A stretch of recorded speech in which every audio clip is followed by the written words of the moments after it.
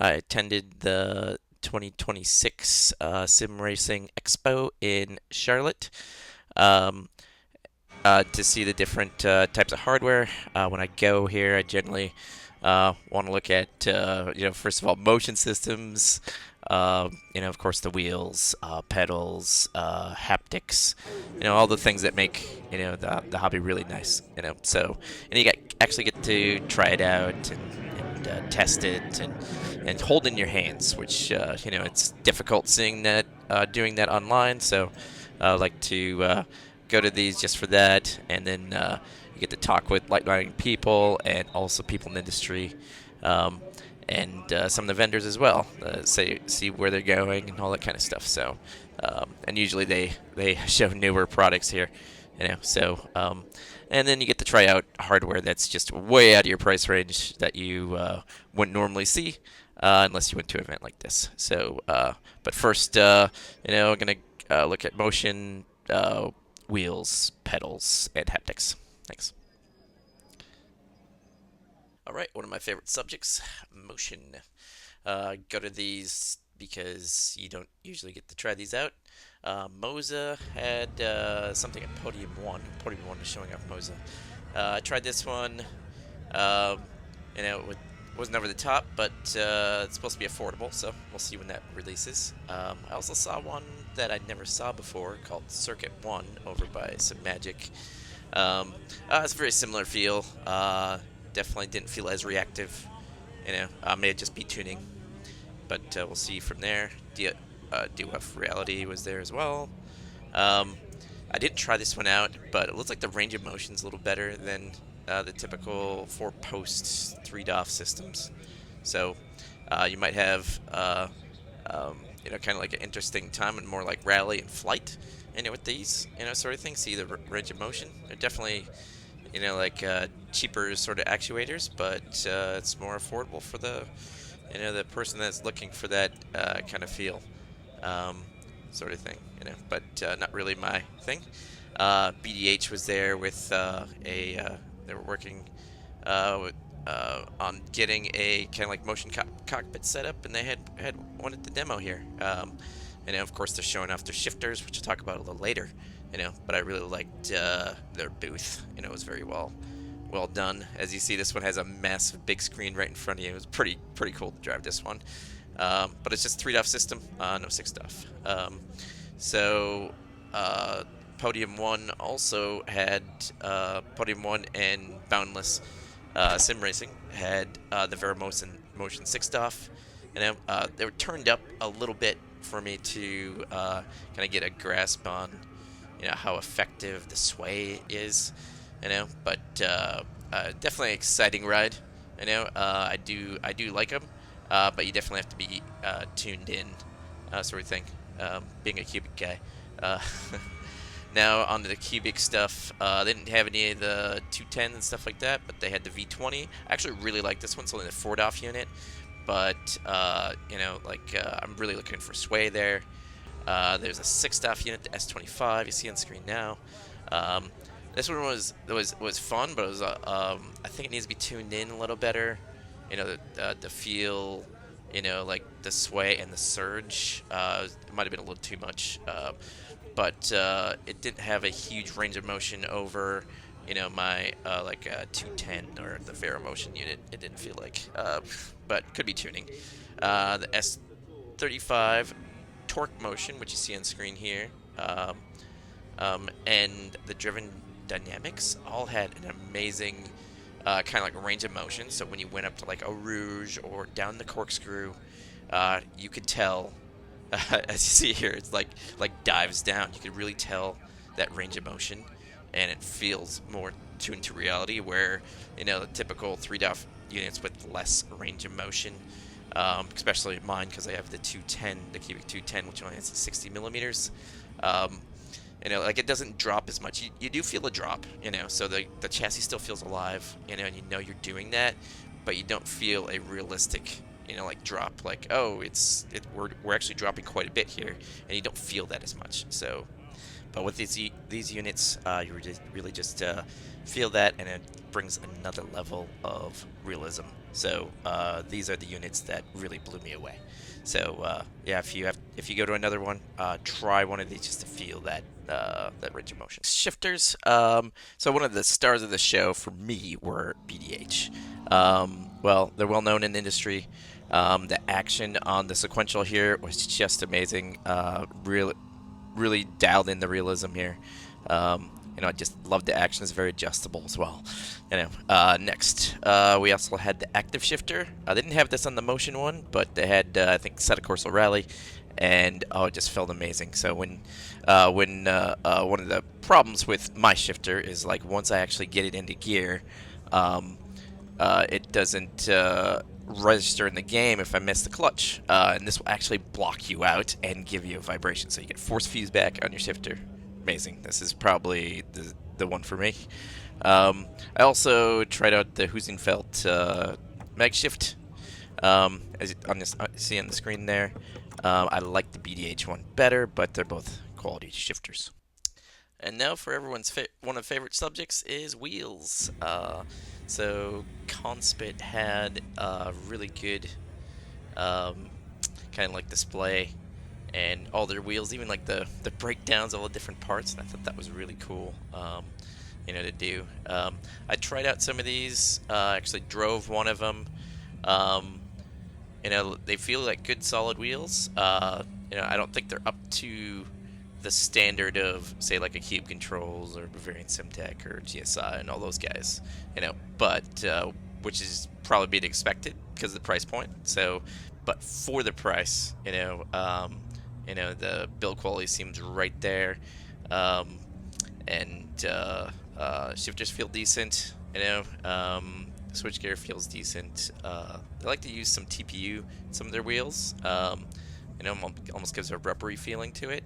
Now, one of it's a subjective thing, but my drawback with them is the use of purple. I'm not a big purple guy, so they like to put purple in everything. So it's just not something that because like wheels I think is a big thing for all of us, and just because this is what we're putting our hands on, and we want it to feel realistic and all that kind of stuff.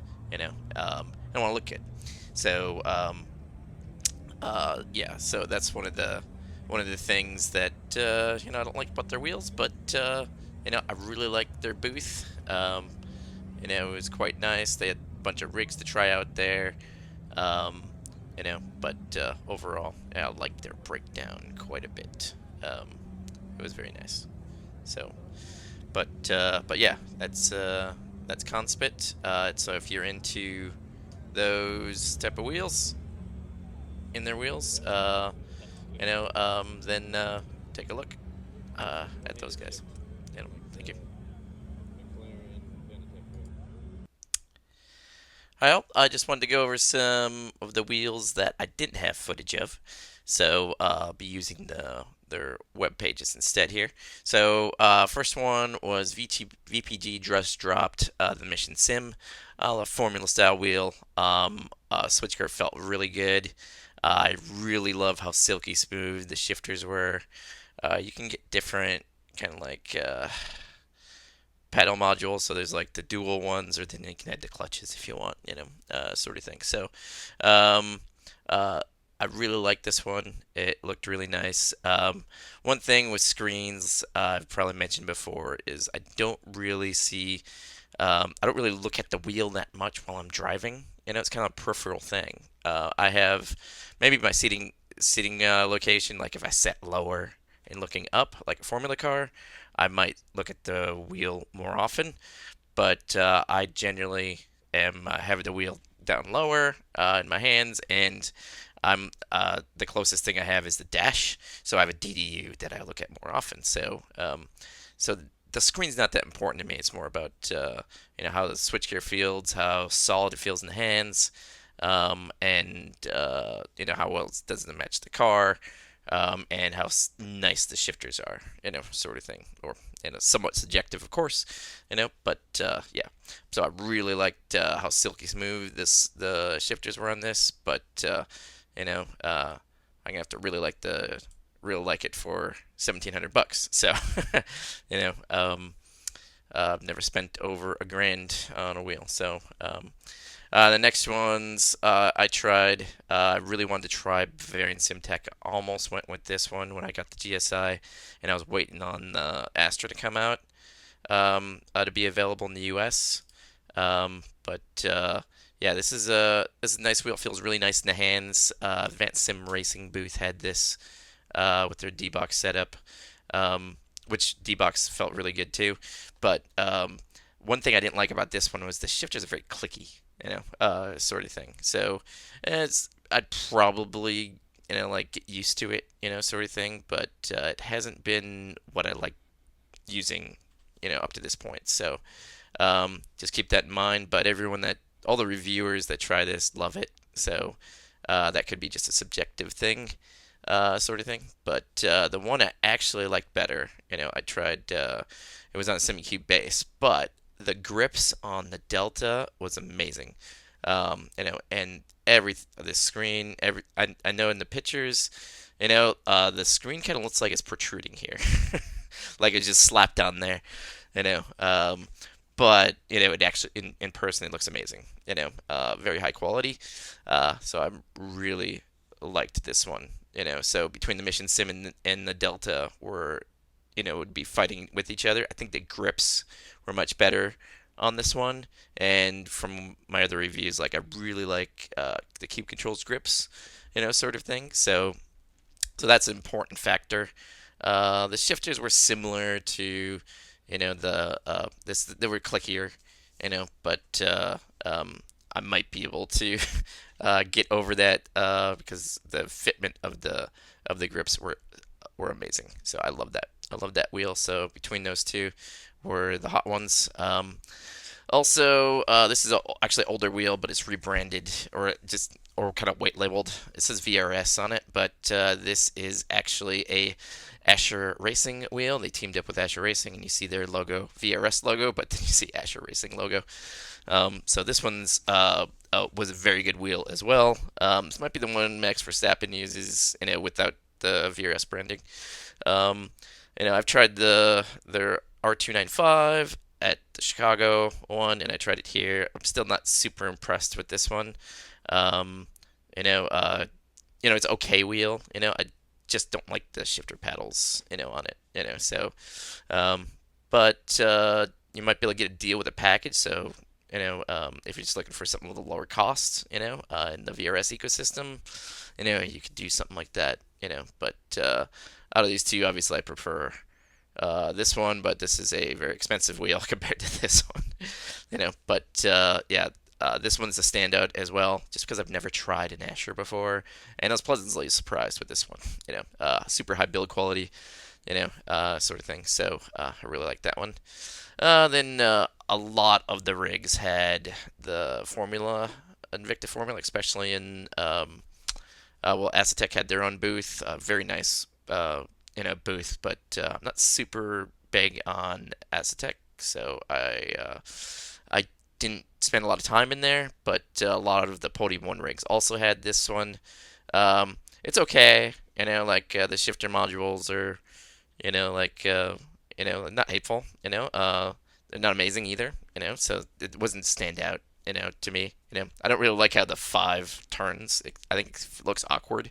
It's kind of a cool thing, to see that it turns, so it's always upright, so you can read it. But it just looks awkward to me, the way it looks when it's turned, like that just feels out of place. But okay wheel. I wouldn't spend that much on it, but it's got the screen. So if you really wanted the screen and a formula style, it's definitely more cost effective than the other ones I was pointing out that I really liked, sort of thing. I'm not sure what the price on this guy is, but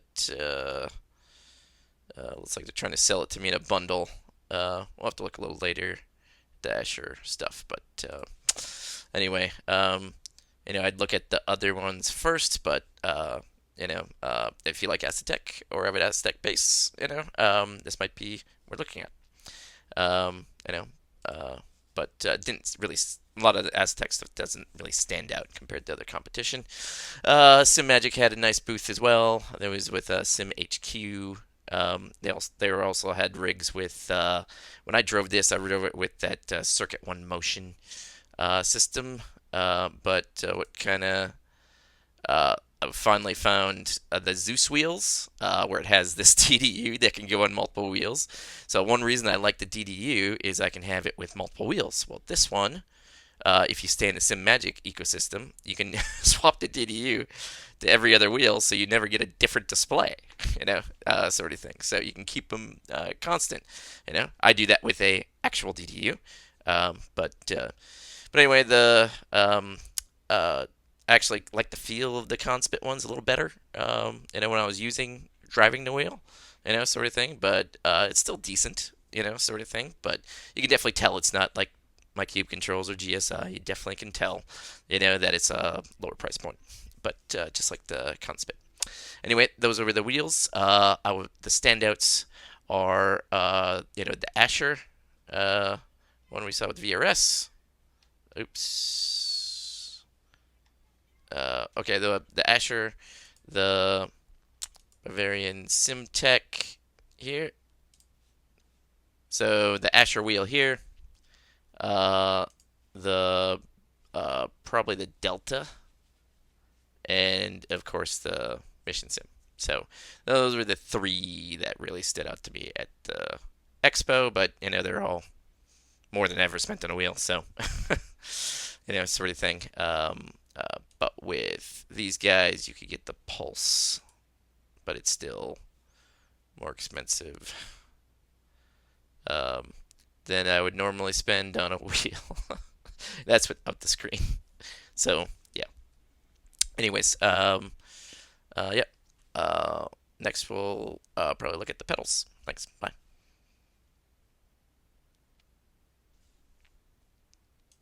All right, probably the most important one is pedals. So VRS dropped some pedals. They're like mine, but they're the upgrade to V2. The throttle now has a actual bar through it, so you can put a stiffer spring in there, and you get like a three-stage spring, instead of the single spring. So you have more options there. Some dampers, and now you'll actually see kind of like the haptics on there. I did this with tactile transducers, space shakers, little pucks, and they're actually using a Sim Magic Light solution. So as far as pedals, the second pedal that was just amazing in all the premium rigs was the active pedal. I felt it set up different ways, and in between different rigs, and it just felt amazing. I didn't hear the grinding or anything because most of the speakers were turned up, but that it does with the screw internally. But it felt absolutely amazing. And this one you can really tune in. So, and per car, I don't know if I do per car. I've heard of people just like setting it and forgetting it. They still love it, but if I ever did, instead of upgrading the V2s, V2s look nice, for VRS, but I would probably just start using this just for the brake, and then use the throttle and clutch, sort of thing. You know, it's just not big enough upgrade for me. This would be kind of like the next level, sort of thing, getting that active pedal. All right, now we just have haptics, but this only one I saw there was Sensit. Now they actually put like Dayton Audio pucks in the seat pad you see right there. I actually drove this with the V20 rig, and I loved it. I loved how this was felt on my back, and it actually woke up the rig quite a bit. Just like normal haptics, but it was actually pretty quiet. So you could actually like have this, next to your significant other, and they won't really notice, that you actually have those haptics in there. So, but yeah, they would localize right in your seat. So a lot of people like to put a bass shaker right on their seat. They could just do something like this, and it'd be easy install. So. conclusion. Now, these are the standout items, really. There's lots of things to talk about there, but big standout items for me personally, was the first time I tried BDH. This was I love a good manual gearbox, so shifting is a big part of the immersion. Love the immersion in this hobby, so uh, how this shifter feels is amazing. So um, the one I'm really looking at is the BDH Active. They really were pushing the H2SQ, which gives you both sequential and H pattern. So a lot of the Podium 1 rigs actually had this as well. I think the Driven Dynamics. So you can actually turn cylinder at the end back here, and it'll switch to um, sequential mode. So that's actually pretty cool. You get the same action, and you get a sequential mode as well. Sort of thing. I didn't think the action was as nice as the BDH S1. So I really love the action on this one. For a sequential shifter, but it is not a cheap sequential shifter by any stretch of the imagination. But and it's not small either. So if I were to try to cluster a bunch of shifters, I'd have to get very creative with the placement of my shifters. Especially since going to be picking up one of these, the active one. So like I said earlier, like immersion killer is when I shift it and I get something wrong and it doesn't lock me out, sort of thing. It goes in, but doesn't go in the game, So, um, and this shifter is large, so doing a cluster with the sequential as well is be an issue. And this is H pattern only.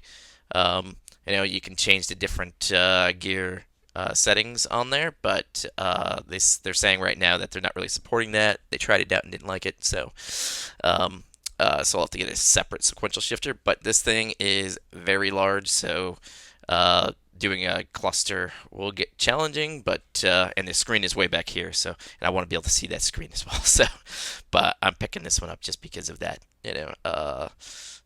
Just because of that lockout and that force feedback. This one is one of those game-changing products, sort of thing. So I love that one. So BDH, love their booth. And then Bavarian Syntech, I love this Delta wheel I had on one of the Driven Dynamics. These grips were amazing. So that's a really stand-up product to me. I didn't feel the shifters being too bad, on it. Probably because I had so many things going through. I had the Driven Dynamics, motion sort of thing. We'll talk about in a second.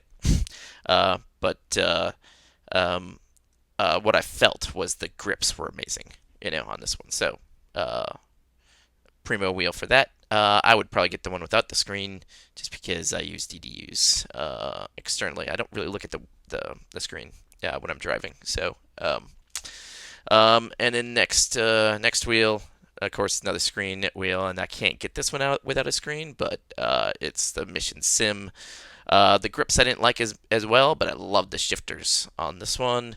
And it's kind of like, hey, almost like a replacement for my Formula, the F Core sort of thing. So if I did that, this is probably one of the wheels I'd be looking at, sort of thing. Okay, so all the good rigs had semi-cube active pedals, even the one with the active shifter, and it was really easy, really nice, easy heel toe setup on that. It was so nice. So it made the shifting even feel good. So love that pedal setup. So I will be getting one of these in the future. But because I was going with that shifter, that will have to be somewhat delayed, sort of thing. So I'll be still using my VRS pedals, until I can afford this guy, after the BDH shifter. So one of the things that I was kind of looking for was checking out kind of like sixed off setups. They had the Vera Motion there, but I'm not completely sold, on the PT actuator products. I really like the Cubic products. Podium One had a lot of Cubic products there, but they didn't have the traction loss platform that Cubic makes, sort of thing. They just had these kind of like the spidery, like six actuator units, So, but they had the V20, the V35, and the V20 S25 and S35. I actually liked the V20 if I was just trying to get yaw, but that's only a Ford off. The other piece I'm kind of missing on mine is the amount of travel. Now, even with like the 150 Vero Motion going up Laguna Seca and stuff like that, it just wasn't enough for me to upgrade, But and even like the V20 and the S25 didn't really seem. Maybe it's the settings, but it didn't really seem to have the range of motion enough to say, hey, when I'm going up a Rouge, I want to feel that incline. I didn't feel that, but with the S35, I did feel that. Um, so this was an amazing one, but as you see, not cheap. Is that worth that much? Is the next question you have to ask yourself, and maybe a second mortgage in the house. So, anyways, I absolutely loved this unit, stand-up unit. Next standout unit in the motion category, is the Torque. I think it was Evolution 2. So this one is very close competitor to the S35 from Cubic, also made in Poland. Both of them were made in Poland. It was nice talking to the guy there. But yeah, absolutely loved the setup as well. It had a very similar feel, to the Cubic unit, sort of thing. So these side by side, it would be hard to tell, if you weren't looking at the logos, which one you were driving, the way it was set up. But living with it's different than just trying it at Expo, of course, But either one of these could probably tune it in, Then it's just about, hey, how much, what company you're going with, and software support and stuff like that, So that's really all you're getting at. Only extra thing you'd need, sort of thing. And I'm like, okay, which one's cheaper now? Sort of thing. What's your warranty? Those kind of things. So I think this one uh, was cheaper. I'd have to go to the supplier. I think Simify, but I think this one was a little cheaper, or like less cost, for the end customer. So the ultimate one, you could probably get close with all three of these, honestly, But this one, I really like the footprint. I tried their Prime in Chicago, and it's absolutely epic, sort of thing. And very similar with this guy. Um, these are really nice rigs, sort of thing, But they cost that much as well, We'd have to see, like what all this comes with, if it's like, hey, you get the shifter and everything, I'm like, well, what if I already have those parts, would it cost the same as the Cubic one? Who knows, But I actually like the form factor of this much better, and then going up a Rouge on this, I'm like, you really felt it like going up, So like, I'm thinking this has the edge, but just trying it out in Expo, it's really hard to tell between these three. Um, but this was a pretty epic unit. So they had like a rally setup and a triple screen setup, and so they did. It was very nice. So money no object. You get one of these too. but But money's a real thing. So for most of our checkbooks. So yeah. Anyways, that was the standouts of the expo. Hope you enjoyed. And keep racing.